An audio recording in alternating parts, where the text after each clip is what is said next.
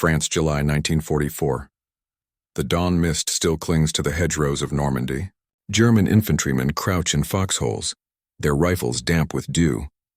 The quiet hum of distant engines rises, then fades. For a moment the front feels still a deceptive calm after days of relentless fighting. Then it begins. A low rumble, far beyond the visible line, not from the skies, from the earth itself. A single shell tears through the clouds, then another, then hundreds. The horizon flashes white. The sound arrives a heartbeat later, an overwhelming roar that drowns out thought. Dirt erupts like geysers around the German trenches. Command posts vanish in seconds. The men shout, but no one can hear them. They can't see where the fire is coming from. The Americans are too far away, beyond their maps. Beyond their reach, raining steel from unseen horizons. One sergeant presses his hands to his ears, eyes wide, whispering through the chaos.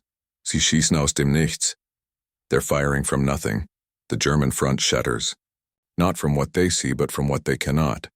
And behind that invisible storm lay the most coordinated artillery system the modern world had ever known. To understand that invisible storm, we must step back before the hedgerows, before Normandy, to the long shadow of artillery that shaped modern war. In the early years of World War II, artillery was still the backbone of every major army. Yet its effectiveness depended not only on firepower, but on coordination, communication, and precision. The Germans had proven this in 1939 and 1940, using mobile fire support to crush Poland and France. Their forward observers and range-finding teams worked seamlessly with fast-moving panzer columns. The United States, watching from across the Atlantic, took notes but had little practical experience. When America entered the war in December 1941, its army was still learning how to fight a modern conflict. Many of its guns were World War I designs. 75mm field pieces, outdated aiming systems, and manual calculation tables. What the U.S. possessed in abundance was industrial potential, and a generation of engineers determined to transform raw firepower into something far more lethal. A weapon of coordination. The first true laboratory for that transformation came in North Africa, 1942. There, under General Eisenhower's newly formed Allied Command, American forces faced the battle-hardened German Afrika Korps. The Americans had courage, but their artillery coordination was poor. Shells landed too late or too wide. Observers struggled with radio delays, and battery units fired independently without a unified direction. At Kasserine Pass, the Germans exploited this weakness, slicing through disorganized defenses with surgical speed. That defeat was painful, but it became a catalyst. American commanders realized that artillery could no longer be treated as separate units. It needed to be a network, one that saw, calculated, and struck as a single machine. By mid-1943, lessons from North Africa flowed into new doctrine manuals. A radical concept emerged, the Fire Direction Center, FDC. Instead of each gun operating individually, all artillery within a division could be coordinated from a central point. Forward observers at the front sent range and bearing data via radio. The FDC converted that data using pre-calculated firing tables, weather corrections, and triangulation into exact firing solutions. Within minutes, dozens of guns, miles apart, could converge on a single target with terrifying precision. At the same time, American industry accelerated production of reliable, fast-firing artillery pieces. The 105mm M2A1 howitzer became the standard divisional gun, light enough for mobility, powerful enough for sustained bombardment. For heavier targets, the 155mm long tom and 8-inch howitzers delivered deep penetration fire across 15 miles or more. But firepower alone wasn't enough. The Americans also invested in training. Thousands of men passed through the Field Artillery School at Fort Sill, Oklahoma, where they learned not just to aim, but to think in coordinates, velocity, and meteorological drift. They became mathematicians in uniform, wielding slide rules instead of swords. Meanwhile, in Europe, the Germans began to feel a subtle shift. Reports from reconnaissance units in Italy and later in Normandy spoke of unusually fast and accurate American counterfire. Their shelling ceased within minutes of opening fire, snuffed out by American guns that seemed to know their positions almost instantly. This was no illusion. Behind the lines, radar technology, especially the SCR-584 and SCR-545, allowed American forces to detect incoming shells and trace their trajectories back to the firing batteries. It was the birth of counter-battery radar, and it changed the art of artillery warfare forever. By the time the Allies landed in France in June 1944, the U.S. Army had turned its artillery into an orchestra of destruction. Over 200,000 artillery pieces would serve in the European theater. Their crews operated with speed, precision, and a level of coordination unseen before. When they fired, they didn't just aim at a hill or a bunker, they aimed at an entire system of enemy movement, cutting communications, pinning reinforcements, and silencing return fire. To the Germans, accustomed to dominating through maneuver, it was disorienting. To the Americans, it was the culmination of 3 years of adaptation. A war fought not only with courage but with calculation. And the battlefield where this invisible revolution would reveal its full potential lay ahead, in the fields and forests of Western Europe.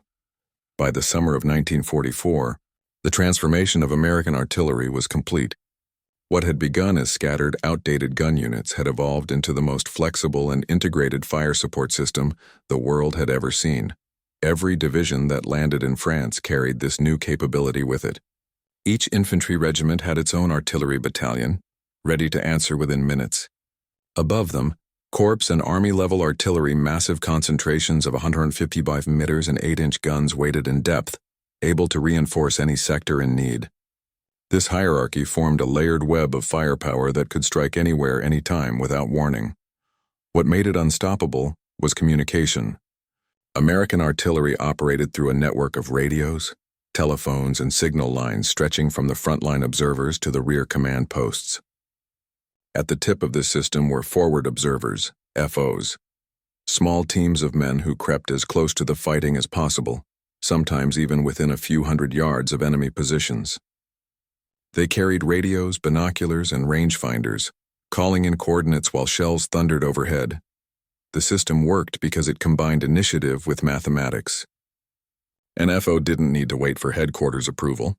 He could request a time-on-target mission instantly. Within minutes, every gun within range could be aimed and synchronized to have all shells land simultaneously, erasing entire strongpoints before the enemy had time to react. This precision was unmatched. German artillery officers often relied on visual spotting and pre-calculated maps. Their guns were deadly but slower to adapt. American fire direction centers, by contrast, could compute firing solutions on the fly, using slide rules, plotting boards, and newly standardized tables that accounted for wind, temperature, and shell type. It turned chaos into geometry. The difference became evident across every front. In Normandy, American gunners learned to fire over the bocage-dense hedgerows that blocked direct line of sight. Guided only by observers and aerial photographs, they delivered pinpoint fire that broke open German defenses one field at a time. At St. Lo, during Operation Cobra, the system achieved near-mechanical perfection. 2,500 heavy bombers, followed by 1,000 artillery pieces, struck in sequence to open a breach in the German front. When the dust cleared, entire panzer formations were in disarray, their communication lines shredded by shells from guns they had never seen. Behind the scenes, coordination reached industrial scale. Artillery ammunition was produced by the tens of millions, each shell carefully catalogued, stored, and transported by an immense logistics network. American supply units could feed their guns continuously for days, while German batteries often rationed shells due to dwindling resources. The imbalance grew as the war progressed, yet the brilliance of American artillery wasn't only in quantity, it was in flexibility. A single battery could shift from supporting infantry to counter-battery fire in seconds. Units could fire rolling barrages that advanced ahead of troops, then pivot to distant targets miles away without losing synchronization. It was a seamless fusion of human skill and mechanical precision. The Germans, meanwhile, struggled to counter it. Their own artillery remained formidable, especially the feared 80mm gun, effective in both anti-aircraft and anti-tank roles.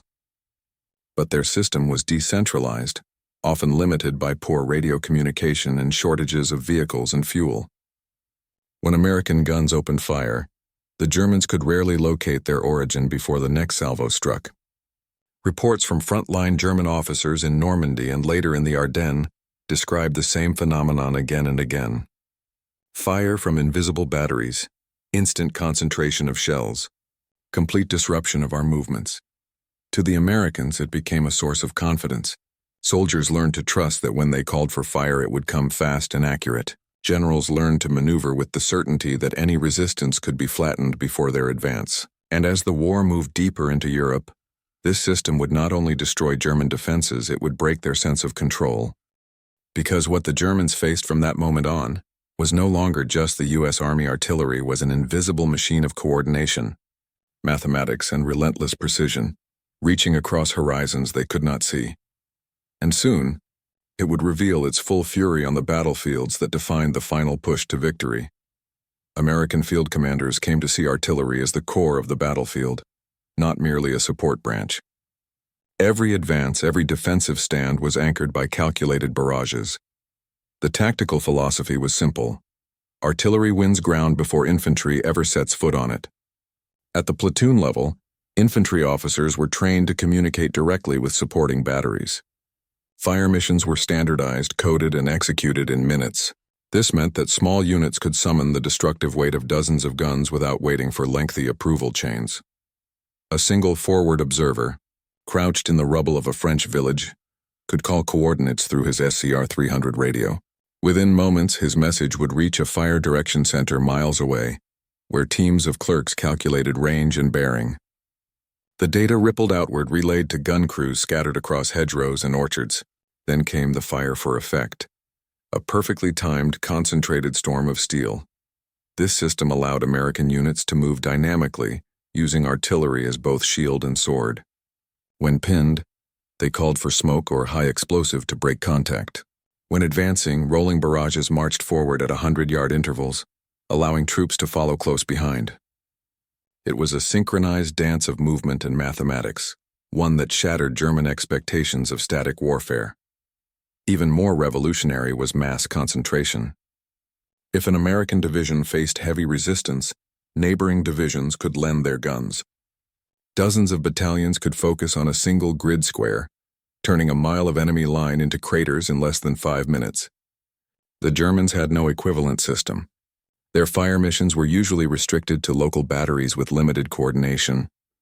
When American gunners synchronized, the battlefield became a single, unified weapon, all firing from beyond the horizon, all invisible, all devastating.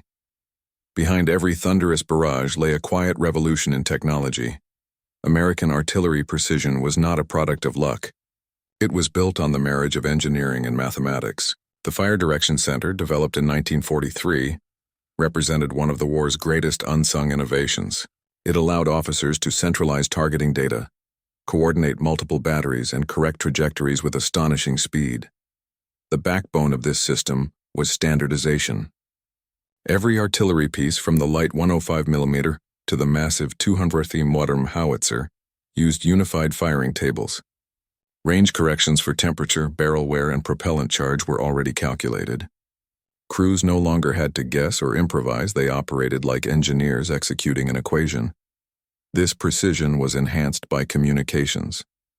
Portable radios like the SCR 610 and field telephones linked even the most remote gun pits to their headquarters. No longer did artillery depend on runners or visual signals. Orders traveled at the speed of voice. Then came radar. American scientists, working alongside the Signal Corps, introduced counter-battery radar, a method of tracking incoming shells to determine the position of enemy guns. Once detected, those coordinates could be sent instantly to the nearest FDC. Within minutes, American guns returned fire, silencing German batteries before they could relocate. The technological sophistication extended even to logistics. Motorized trucks carried preloaded ammunition racks. Mechanical hoists reduced reload time. Survey units mapped terrain with precision instruments, ensuring every battery knew its exact position down to the meter. To the German soldier, it seemed supernatural. Shells struck with clockwork timing and mathematical precision, even in poor weather or at night. Entire units vanished under barrages whose origin they couldn't find. But behind that terror lay nothing mystical, only the cold, ordered logic of machines and men working in perfect synchronization. This combination of technology and training turned American artillery into an extension of command, a tool that could respond to thought almost instantly. It blurred the boundary between human decision and mechanical execution. creating a new kind of battlefield rhythm, one that the enemy could neither match nor predict. From tactical coordination to technological mastery, the unseen American guns had evolved into an intelligent network, one capable of transforming simple steel and powder into orchestral destruction. But there was another dimension to the story, one not of machinery or doctrine, but of men, the gunners who served these silent giants, and the German soldiers who endured their fury, lived the human cost of invisible war. Their stories form the emotional core of this campaign, the fear, the pride, and the realization that war had become something far larger than the men who fought it. Behind every shell fired, there was a man, or rather thousands of them. American artillery was not just a weapon system. It was a human machine powered by precision, fatigue, and relentless duty. Each battery functioned like a small factory. There were loaders, gunners, radio operators, drivers, and runners all moving in rhythm. The gun crews lived in mud and cordite smoke, sleeping beside their guns, eating from ration tins blackened by soot. The pounding of their own weapons left their ears ringing for days. For the gunners, their war was heard, not seen. They rarely glimpsed the enemy. Their only view was the recoil of steel and the flash that painted their faces white in the dark.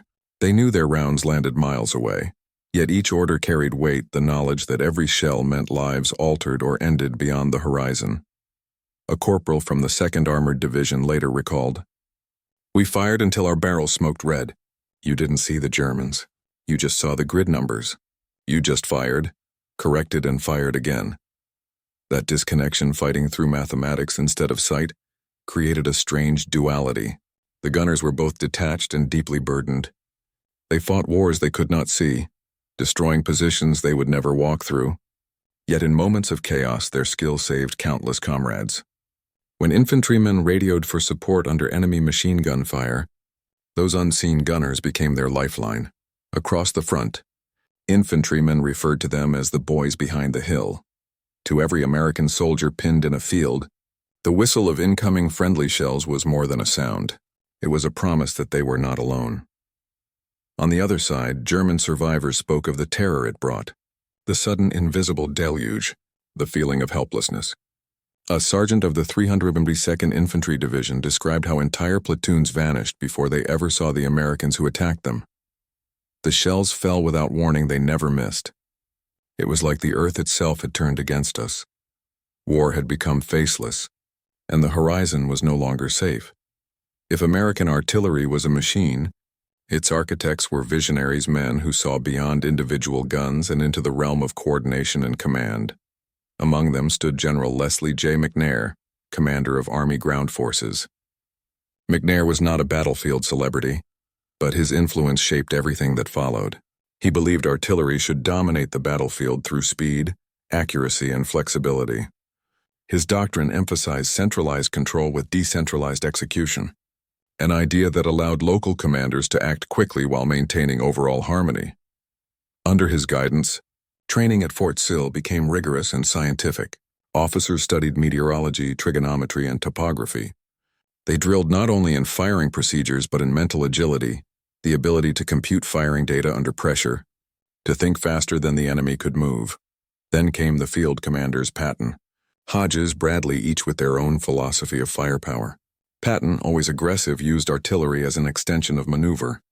"Artillery," he once said, "lends dignity to what would otherwise be a vulgar brawl." His armored divisions moved with fluidity because his guns could leapfrog forward, setting up barrages that cleared the path before his tanks rolled in. Omar Bradley saw artillery as the great equalizer, the shield that allowed infantry to endure. He famously stated that the American artillery was the best arm we have. It never fails us. This leadership unity created what historians later called the American artillery mindset. It wasn't built on heroics or improvisation, but on disciplined efficiency. Every man, from the general to the private, knew that precision was survival. The Germans, by contrast, had developed an artillery philosophy rooted in flexibility and experience, but lacked the centralized communication network to match the Americans. Their commanders relied heavily on visual observation and direct orders. By 1944, under constant air attack and logistical collapse, their once superior coordination faltered. The result was an asymmetry that played out in every engagement.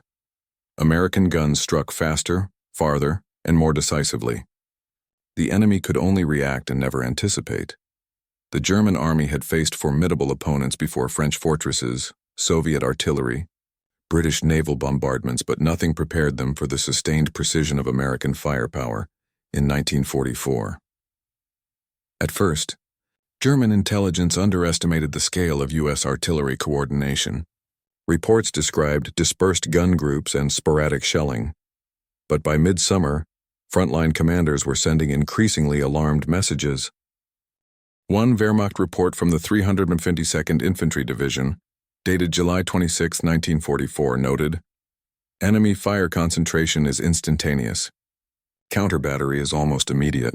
Movement in daylight is impossible without heavy loss." Captured soldiers later told their interrogators that they believed the Americans used special tracking aircraft or automatic rangefinders technologies they could scarcely imagine.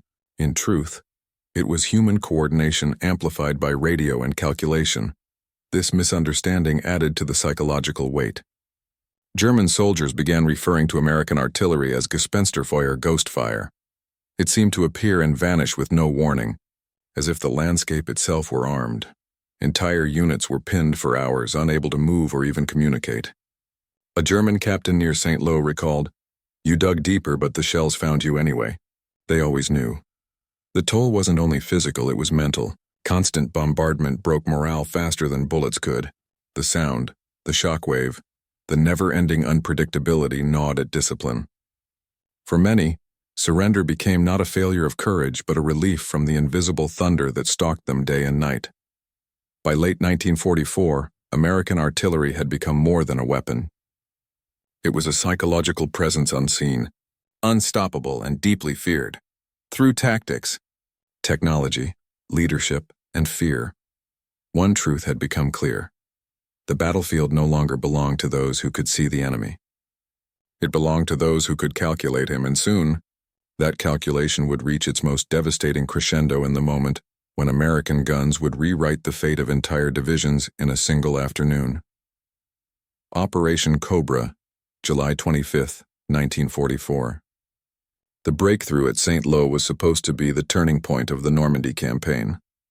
But before the American tanks could roll, the German line hardened, dug in, and reinforced had to be broken. And so, the plan for Operation Cobra was born. A massive, calculated explosion of firepower that would obliterate an entire section of the German front. At dawn on July 25, 1944, the American First Army, under Lieutenant General Omar Bradley, stood ready. Before them lay the enemy's fortified defenses, interlocked machine guns, anti-tank emplacements, and infantry spread across the hedgerows. Hidden behind them, out of sight, waited the real power. Over 1,500 artillery pieces aligned in depth across the Norman countryside. The sequence was choreographed down to the second. For hours, the air was filled with the rumble of bombers. Then the sky cleared, and the field guns took over. The order went out: fire for effect. In one unified instant, the American artillery opened up. The ground itself convulsed. The first waves of shells screamed over the infantry's heads and smashed into the German front line. Seconds later, heavier guns joined in, their shells landing farther behind, cutting off reserves and communications. It was not a random bombardment.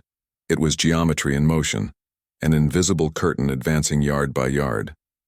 The Germans had no chance to respond. Their artillery, blinded by smoke and disrupted by counter-battery fire, was silenced almost immediately. Entire companies disappeared into the shattered hedgerows. The U.S. 30th Infantry Division advanced behind the rolling barrage, a wall of explosions that crept forward precisely 100 yards every 3 minutes. For the first time, artillery and infantry moved as one organism. A German survivor from the Panzer Lehr Division described the horror. It came from nowhere. No sound before the impact. We could not return fire.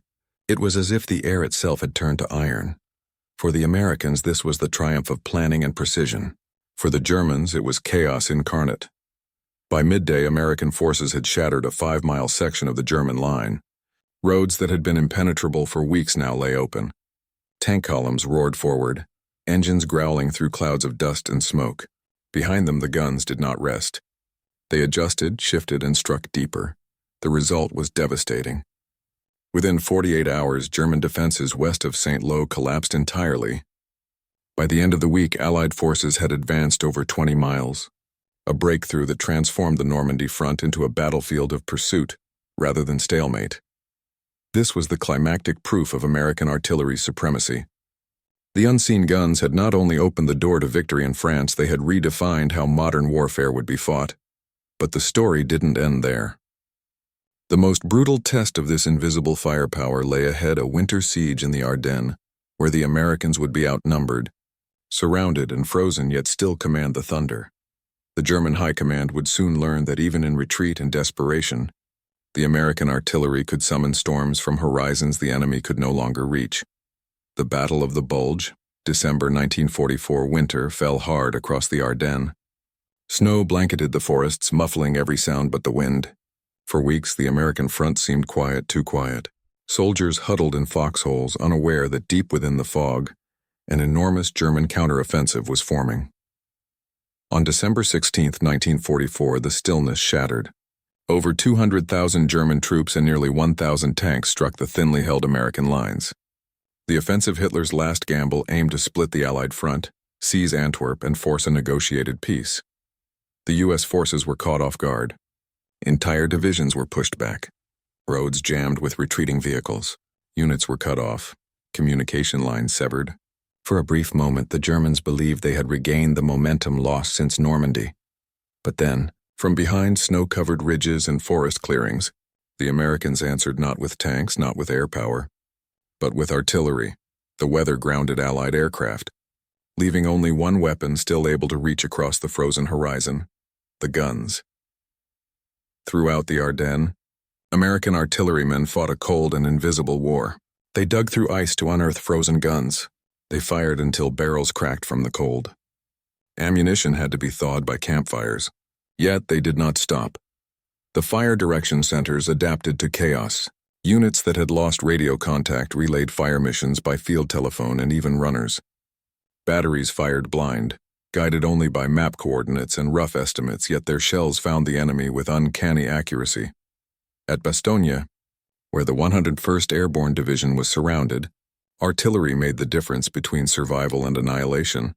Battery B of the 321st Glider Field Artillery fired continuously for 7 days, their howitzers shaking with each round. The Germans tried wave after wave of assaults, but every advance dissolved under sheets of fire. A sergeant from the 101st later said, "When you heard that long whine overhead, you knew it wasn't the end.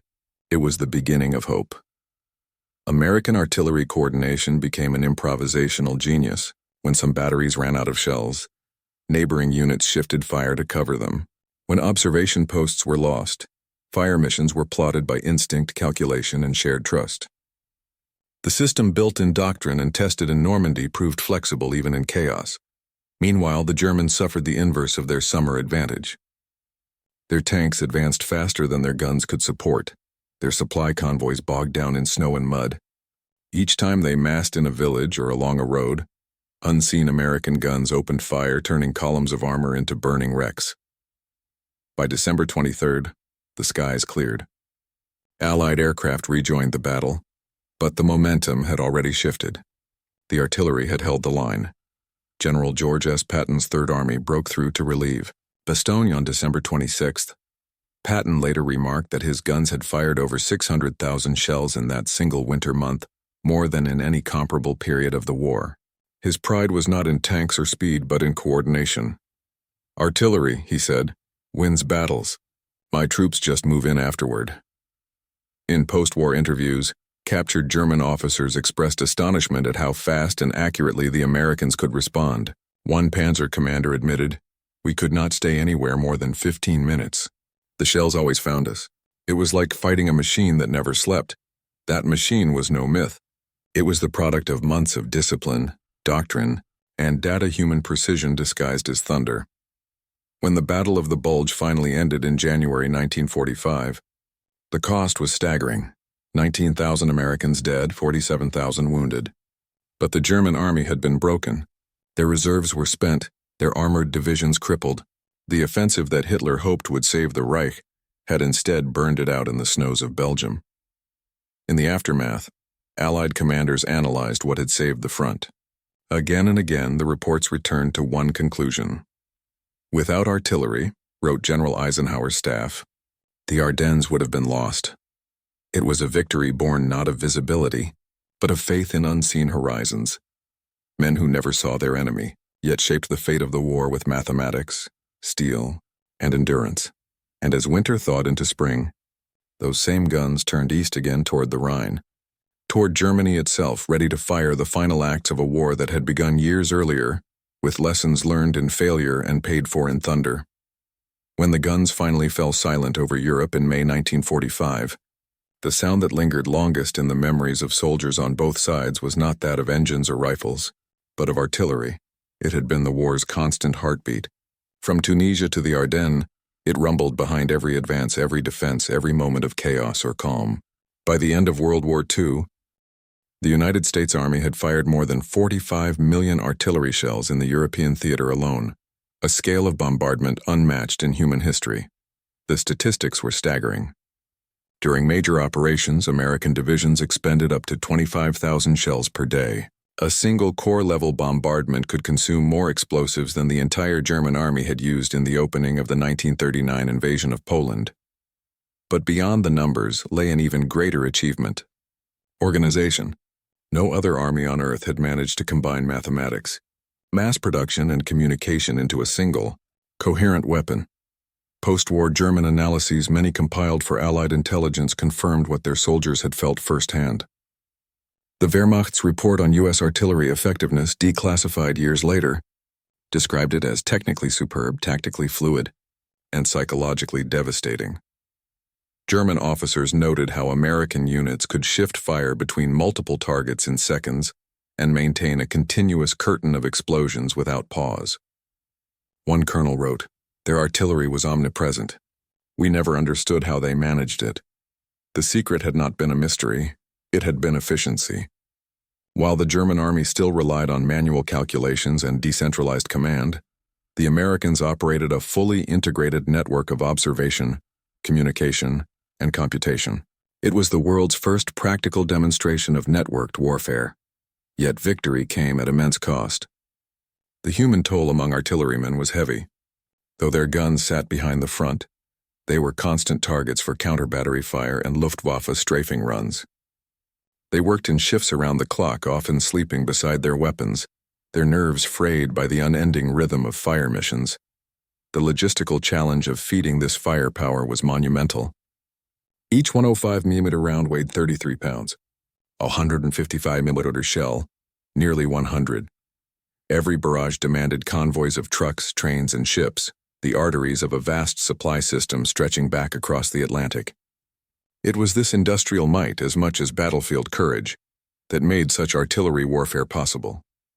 And yet, amid the destruction, something remarkable happened: a new respect for science in war.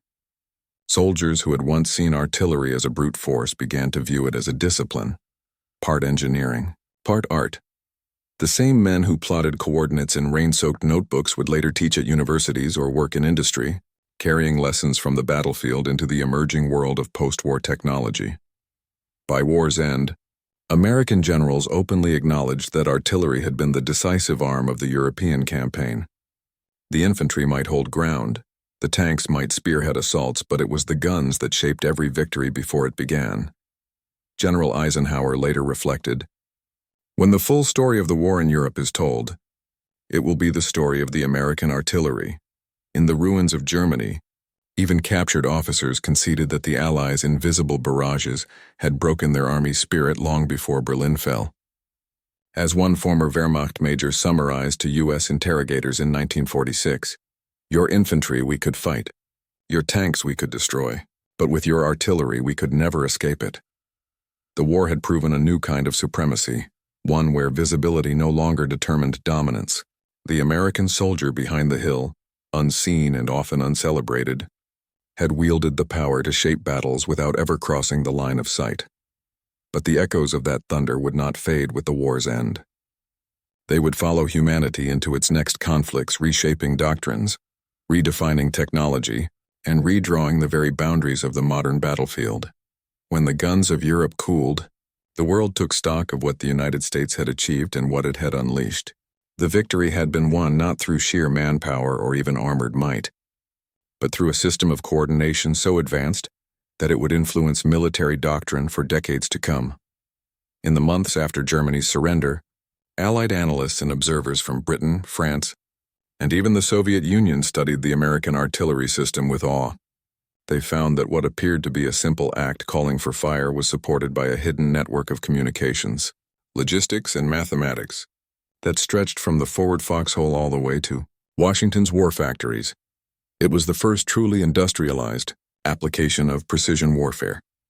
Every link in the chain, from the radio operator whispering grid coordinates under fire to the factory worker forging shell casings in Pittsburgh, was part of the same mechanism. This concept would soon evolve into a formal doctrine: centralized control, decentralized execution. It meant that while strategic intent flowed from the top, tactical initiative belonged to the men on the ground, the observers, the fire controllers, the gunners. It was the balance of freedom and structure that made the American system impossible to paralyze. This philosophy carried forward into the post-war era. When the Korean War erupted in 1950, U.S. artillery once again became the decisive factor on the battlefield. Many of the same officers who had served in France and Belgium brought with them the lessons of coordination, rapid response, and communication discipline. The terrain was different mountains instead of hedgerows, but the doctrine remained. Korean and later Vietnam-era gunners used the same principles perfected in Europe: map-based fire direction, synchronized barrages, and total integration of observation and delivery. Technologically, the innovations of 1944-45 laid the groundwork for a new age. The fire direction computers developed during the late stages of the war evolved into early analog computing systems, the ancestors of the ballistic and targeting software that would guide artillery, missiles, and even spacecraft decades later. Radar-based counter-battery systems became standard across NATO. What began as an experiment with the SCR-584 became a defining feature of Cold War defense networks, eventually leading to automated early warning and missile tracking systems. Doctrine, too, transformed. European armies adopted the American model of artillery organization, emphasizing coordination and communication rather than sheer volume. NATO exercises throughout the 1950s and 1960s, from Reforger to CENTAG drills, were essentially continuations of the invisible warfare first perfected in Normandy. For Germany, now divided and rebuilding, the memory of American firepower lingered as both fear and fascination. In post-war memoirs, German officers like Heinz Guderian and Erhard Raus wrote extensively about the psychological effect of Allied artillery. Raus described the American barrages as the sound of inevitability, a phrase that captured the hopeless precision his soldiers had faced.